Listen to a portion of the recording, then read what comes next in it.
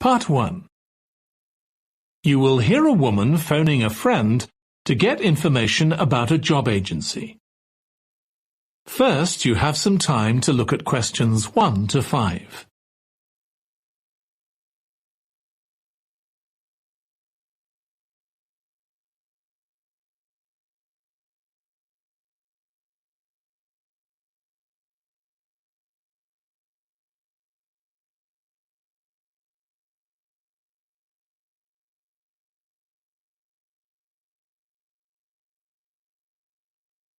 Now listen carefully and answer questions 1 to 5. Hello, William. This is Amber. You said to phone if I wanted to get more information about the job agency you mentioned. Is now a good time? Hi, Amber. Yes, fine. So the agency I was talking about is called Bankside. They're based in Docklands. I can tell you the address now. 497 East Side. OK, thanks. So is there anyone in particular I should speak to there? The agent I always deal with is called Becky Jameson. Let me write that down. Becky Jameson. Jameson.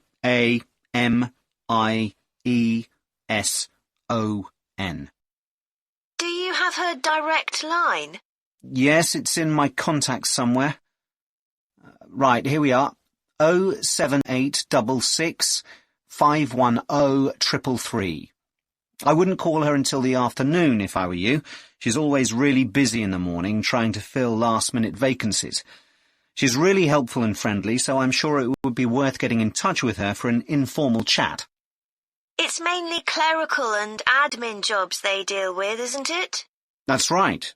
I know you're hoping to find a full-time job in the media eventually, but Becky mostly recruits temporary staff for the finance sector, which will look good on your CV, and generally pays better too. Yeah, I'm just a bit worried because I don't have much office experience. I wouldn't worry. They'll probably start you as a receptionist or something like that. So what's important for that kind of job isn't so much having business skills or knowing lots of different computer systems, it's communication that really matters, so you'd be fine there. And you'll pick up office skills really quickly on the job. It's not that complicated. OK, good. So how long do people generally need temporary staff for? It would be great if I could get something lasting at least a month. That shouldn't be too difficult. But you're more likely to be offered something for a week at first, which might get extended. It's unusual to be sent somewhere for just a day or two. Right. I've heard the pay isn't too bad. Better than working in a shop or a restaurant. Oh, yes, definitely. The hourly rate is about £10, $11 if you're lucky. That's pretty good. I was only expecting to get £8 or £9 an hour. Before you hear the rest of the conversation, you have some time to look at questions 6 to 10.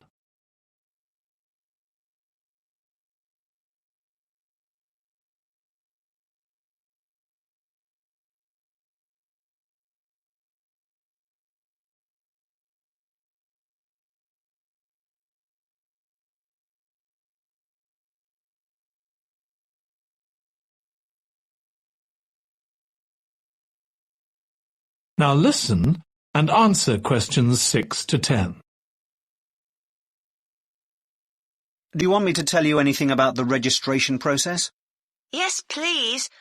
I know you have to have an interview. The interview usually takes about an hour, and you should arrange that about a week in advance. I suppose I should dress smartly if it's for office work. I can probably borrow a suit from Mum. Good idea. It's better to look too smart than too casual. Will I need to bring copies of my exam certificates or anything like that? No, they don't need to see those, I don't think. What about my passport? Oh, yes, they will ask to see that. OK. I wouldn't get stressed about the interview, though.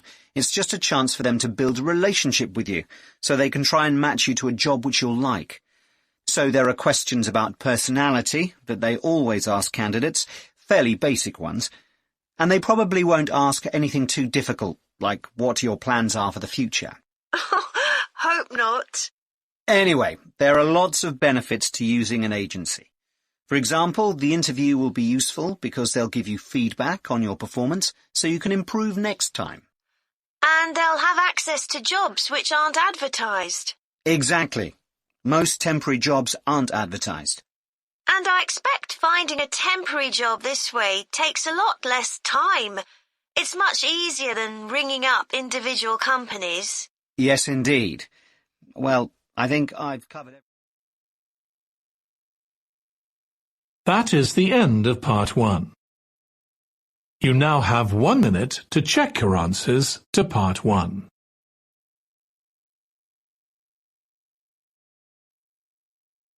Part 2. You will hear a woman giving a presentation about a holiday on an island in Britain that her company organises. First, you have some time to look at questions 11 to 14.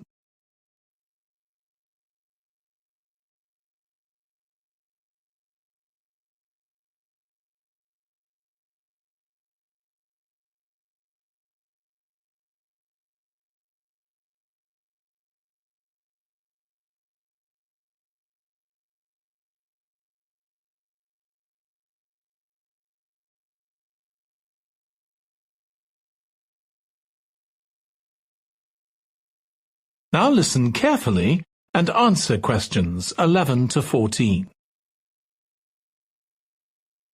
Good morning. My name's Erica Matthews, and I'm the owner of Matthews Island Holidays, a company set up by my parents. Thank you for coming to this presentation, in which I hope to interest you in what we have to offer. We're a small family-run company, and we believe in the importance of the personal touch. So we don't aim to compete with other companies on the number of customers. What we do is build on our many years' experience, more than almost any other rail holiday company, to ensure we provide perfect holidays in a small number of destinations, which we've got to know extremely well. I'll start with our 6-day Isle of Man holiday. This is a fascinating island in the Irish Sea, with Wales to the south, England to the east, Scotland to the north, and Northern Ireland to the west. Our holiday starts in Heysham, where your tour manager will meet you. Then you'll travel by ferry to the Isle of Man.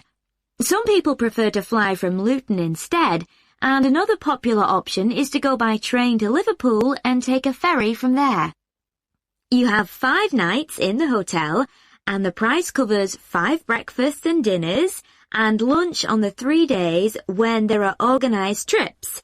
Day 4 is free, and most people have lunch in a cafe or restaurant in Douglas.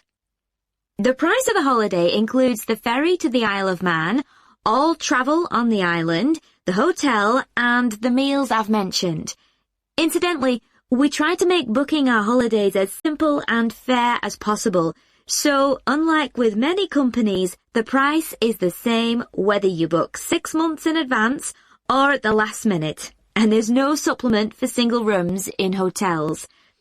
If you make a booking, then need to change the start date, for example because of illness, you're welcome to change to an alternative date or a different tour for a small administrative fee.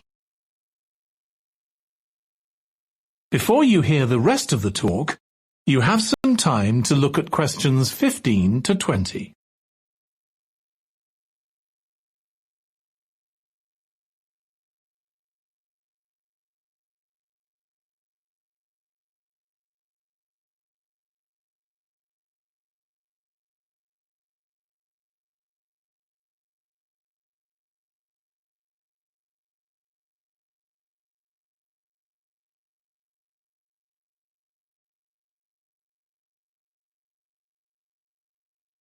Now listen and answer questions 15 to 20.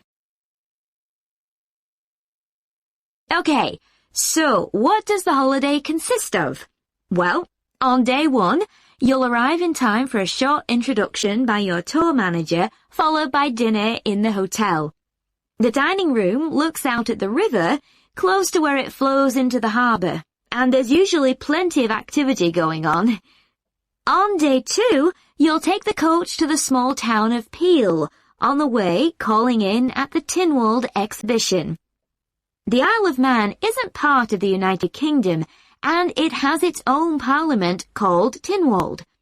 It's claimed that this is the world's oldest parliament that's still functioning, and that it dates back to 979. However, the earliest surviving reference to it is from 1422, so perhaps it isn't quite as old as it claims. Day 3, we have a trip to the mountain Snaefell.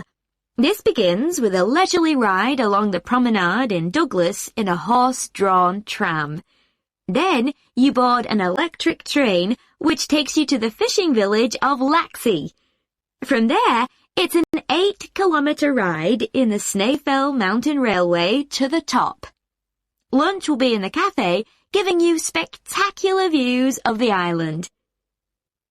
Day 4 is free for you to explore, using the pass which we'll give you. So you won't have to pay for travel on local transport or for entrance to the island's heritage sites. Or you might just want to take it easy in Douglas and perhaps do a little light shopping. The last full day, Day 5, is for some people the highlight of the holiday, with a ride on the steam railway from Douglas to Port Erin. After some time to explore, a coach will take you to the headland that overlooks the Calf of Man, a small island just off the coast. From there, you continue to Castletown, which used to be the capital of the Isle of Man and its medieval castle. And on Day 6, it's back to the ferry, or the airport if you flew to the island, and time to go home. Now, I'd like to tell you a bit more. That is the end of part 2. You now have 30 seconds to check your answers to part 2.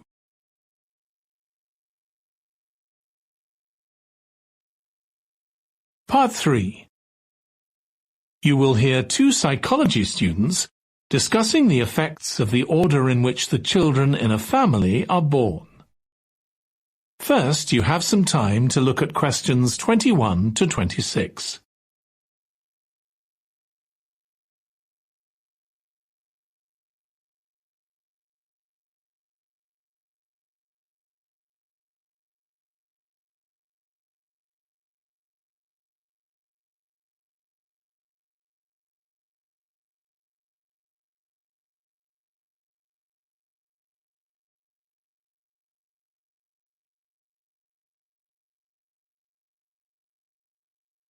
Now listen carefully and answer questions 21 to 26. Ed, how are you getting on with the reading for our presentation next week? Well, okay, Ruth, but there's so much of it. I know. I hadn't realised birth order was such a popular area of research. But the stuff on birth order and personality is mostly unreliable. From what I've been reading, a lot of the claims about how your position in the family determines certain personality traits are just stereotypes, with no robust evidence to support them. OK, but that's an interesting point. We could start by outlining what previous research has shown. There are studies going back over 100 years. Yeah, so we could just run through some of the typical traits. Like the consensus seems to be that oldest children are generally less well-adjusted, because they never get over the arrival of a younger sibling. Right, but on a positive note, some studies claim that they were thought to be good at nurturing. Certainly in the past, when people had large families, they would have been expected to look after the younger ones. There isn't such a clear picture for middle children, but one trait that a lot of the studies mention is that they are easier to get on with than older or younger siblings. Generally eager to please and helpful. Although that's certainly not accurate as far as my family goes. My middle brother was a nightmare, always causing fights and envious of whatever I had. As I said, none of this seems to relate to my own experience. I'm the youngest in my family, and I don't recognise myself in any of the studies I've read about. I'm supposed to have been a sociable and confident child who made friends easily, but I was actually terribly shy. Really? That's funny. There have been hundreds of studies on twins, but mostly about nurture versus nature. There was one on personality which said that a twin is likely to be quite shy in social situations because they always have their twin around to depend on for support. My cousins were like that when they were small. They were only interested in each other and found it hard to engage with other kids. They're fine now, though. Only children have had a really bad press. A lot of studies have branded them as loners who think the world revolves around them because they've never had to fight for their parents' attention. That does seem a bit harsh. One category I hadn't considered before was children with much older siblings. A couple of studies mentioned that these children grow up more quickly and are expected to do basic things for themselves, like getting dressed. I can see how that might be true, although I expect they're sometimes the exact opposite, playing the baby role and clamouring for special treatment. Before you hear the rest of the discussion, you have some time to look at questions 27 to 30.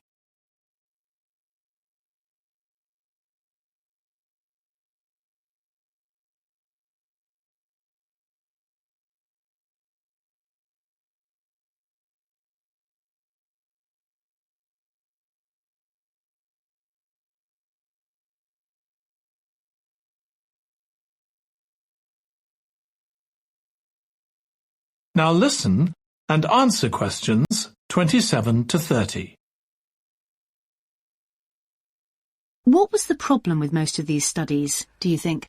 I think it was because, in a lot of cases, data was collected from only one sibling per family, who rated him or herself and his or her siblings at the same time. Some of the old research into the relationship between birth order and academic achievement has been proved to be accurate, though. Performances in intelligence tests declined slightly from the eldest child to his or her younger siblings. This has been proved in lots of recent studies. Yes, although what many of them didn't take into consideration was family size.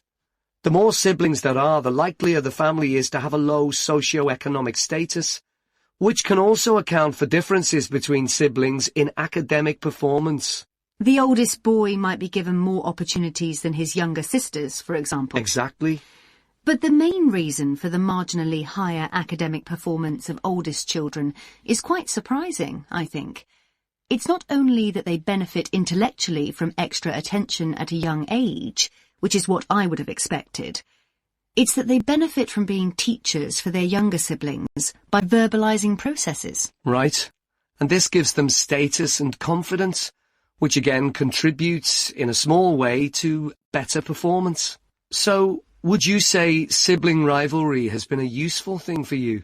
I think so. My younger brother was incredibly annoying, and we fought a lot. But I think this has made me a stronger person. I know how to defend myself. We had some terrible arguments, and I would have died rather than apologise to him. But we had to put up with each other, and most of the time we coexisted amicably enough. Yes, my situation was pretty similar.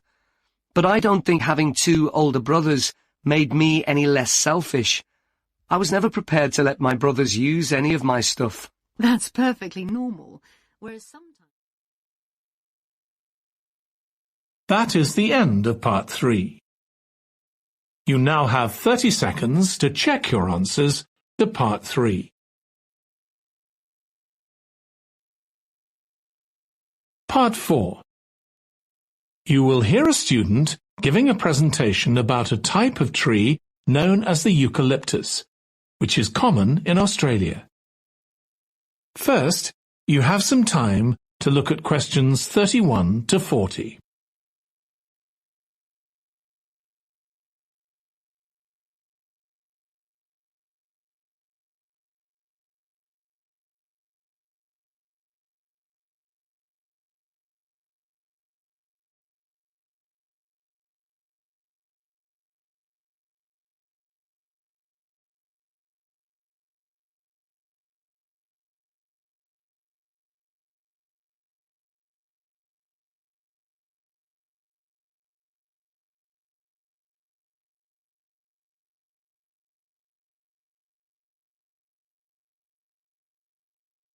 Now listen carefully and answer questions 31 to 40.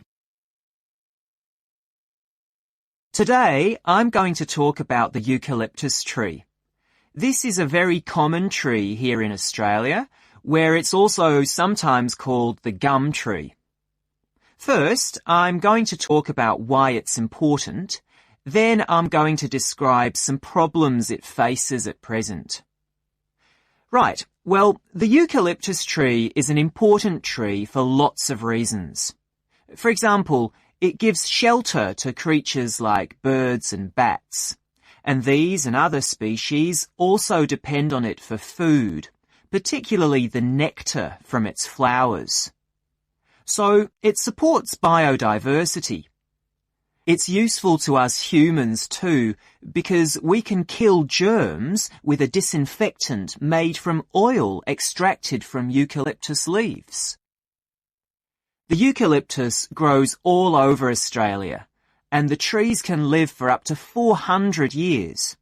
So it's alarming that all across the country, numbers of eucalyptus are falling because the trees are dying off prematurely. So, what are the reasons for this? One possible reason is disease. As far back as the 1970s, the trees started getting a disease called Mundula yellows. The tree's leaves would gradually turn yellow, then the tree would die. It wasn't until 2004 that they found the cause of the problem was lime, or calcium hydroxide, to give it its proper chemical name, which was being used in the construction of roads. The lime was being washed away into the ground and affecting the roots of the eucalyptus trees nearby. What it was doing was preventing the trees from sucking up the iron they needed for healthy growth. When this was injected back into the affected trees, they immediately recovered. But this problem only affected a relatively small number of trees. By 2000, huge numbers of eucalyptus were dying along Australia's east coast of a disease known as bell miner-associated dieback. The bell miner is a bird, and the disease seems to be common where there are high populations of bell miners. Again, it's the leaves of the trees that are affected. What happens is that insects settle on the leaves and eat their way round them, destroying them as they go, and at the same time they secrete a solution which has sugar in it. The bell miner birds really like this solution, and in order to get as much as possible, they keep away other creatures that might try to get it. So these birds and insects flourish at the expense of other species, and eventually so much damage is done to the leaves that the tree dies.